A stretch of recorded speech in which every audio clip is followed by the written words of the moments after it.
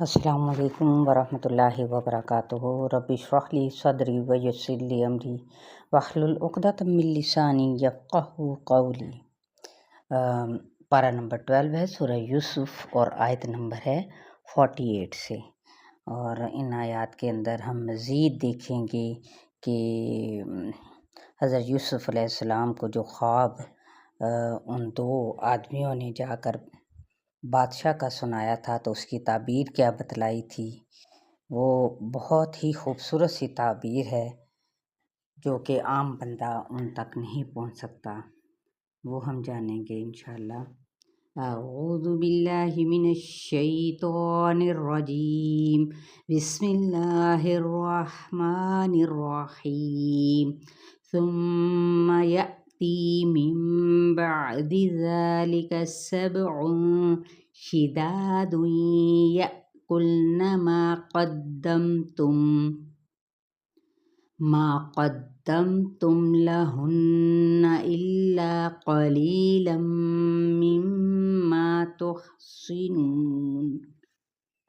لفظی ترجمہ، ثم پھر یأتی آئیں گے، من بعد ذالک اس کے بعد، سبع سات، شداد سخت سال، یأکلن کھا جائیں گے، ما قدمتم جو پیش کرو گے تم، لہن ان کے لیے، الا مگر قلیلاً تھوڑے، مما اس میں سے جو تحصنون ہا صاد نون تم روک رکھو گے۔ یعنی کافر بادشاہ نے سچا خواب دیکھا، خواب کوئی بھی دے سکتا ہے، مبلغ اور نجومی کی بھی تعبیر میں کیا ہوتا ہے، بہت فرق ہوتا ہے۔ تو اب دیکھیں یوسف علیہ السلام کو اللہ تعالیٰ نے تعبیر سے بھی نوازا تھا، اسی لیے وہ خواب کی تہ تک فوراً پہنچ گئے۔ انہوں نے 7 موٹی گایوں سے ایسے 7 سال مراد لیے جن میں خوب پیداوار ہوگی، اور 7 دبلی یعنی پتلی جو گائیں تھیں یعنی گایوں سے اس کے برعکس 7 سال خشک سالی کے۔ اسی طرح 7 سبز ہوشوں سے مراد کیا لیا کہ زمین خوب پیداوار دے گی، جبکہ خشک ہوشوں کا مطلب کہ ان 7 سالوں میں زمین کی پیداوار نہیں ہوگی۔ اور تعبیر کیا بتلائی کہ 7 سال تم متواتر کاشتکاری کرو اور جو غلہ تیار ہو اس کو کاٹ کر بالیوں سمیت ہی سنبھال کر رکھو تاکہ ان میں غلہ محفوظ رہے۔ جب تک دانے خوشے میں رہیں تو ان کو گھن نہیں لگتا، یعنی خراب نہیں ہوتے۔ پھر جب 7 سال قحط کے آئیں گے تو یہ غلہ تمہارے کام آئے گا، جس کا ذخیرہ جون سا ہے تم اب کرو گے۔ ثم یأتی من بعد ذلك عام فیہ یغاث الناس وفیہ یعصرون۔ ثم پھر یأتی آئے گا، من بعد ذالک اس کے بعد، عام 1 سال، فیہ جس میں، یغاث فریاد رسی کی جائے گی، غین واو سا، یا پھر آپ غین یا سا بھی کر سکتے ہیں، الناس لوگوں کی، و اور فیہ اس میں، یعصرون وہ رس نچوڑیں گے۔ یعنی قحط کے 7 سال گزرنے کے بعد پھر خوب بارش ہوگی جس کے نتیجے میں کثرت سے پیداوار ہوگی، اور تم انگوروں سے اس کا شیرہ نچوڑو گے، زیتون سے تیل نکالو گے اور جانوروں سے دودھ دھو گے۔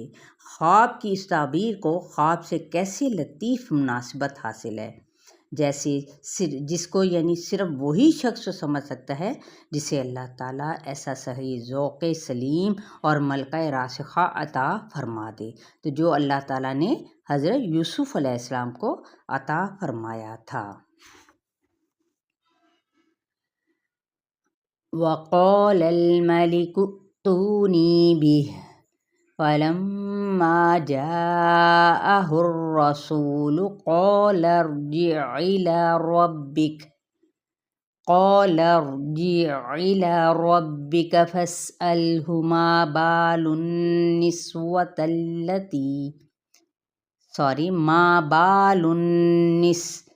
النسوة اللاتي قطعن أيديهن إن ربي بكيدهن عليم۔ وقالا اور کہا الملک ائتونی بادشاہ نے ائتونی اس کو میرے پاس بھی اس کو میرے پاس لے آؤ فلما تو جب جاءہ الرسول آیا اس کے پاس ایلچی یعنی پیغام لانے والا قال ارجع یوسف علیہ السلام نے کہا واپس جاؤ الی ربک اپنے آقا کے پاس فاسألہ پھر اس سے پوچھو ما بالو با واو لام کیا حال ہے النسوۃ اللاتی عورتوں کا جنہوں نے قطعنا قطعین کاٹ لیے تھے. ٹھیک ہے، یہ میں دوبارہ لفظ بول دیتی بال النسوۃ اللاتی.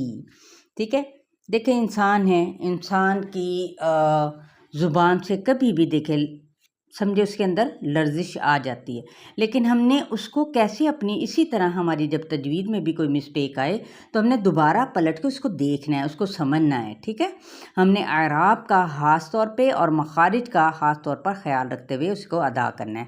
قطعنا قطعین کاٹ لیے تھے ایدیہن اپنے ہاتھ ان بے شک ربی میرا رب بکیدہن ان کی چال سے علیم واقف ہے، یعنی اس کی پلاننگ سے. حضرت یوسف علیہ السلام کی جو شخصیت تھی اس بات کی عکاس تھی کہ وہ جلد باز نہ تھے. مبلغ کو بھی کیا ہونا چاہیے؟ جلد باز ہرگز نہیں ہونا چاہیے، کیونکہ جلد بازی کس کا کام ہے؟ شیطان کا کام ہے. اور مستقل مزاجی سے کام کرنا آخر کار منزل تک پہنچا ہی دیتا ہے. انسان کی کامیابی اس کی حکمت پر اور پلاننگ پر ہوتی ہے. قال ما خطبكن إذ راوتن يوسف عن نفسه قلنا حاش لله ما علمنا عليه من سوء قالت امرأة العزيز الآن حصل الحق أنا راودته عن نفسه وإنه لمن الصادقين.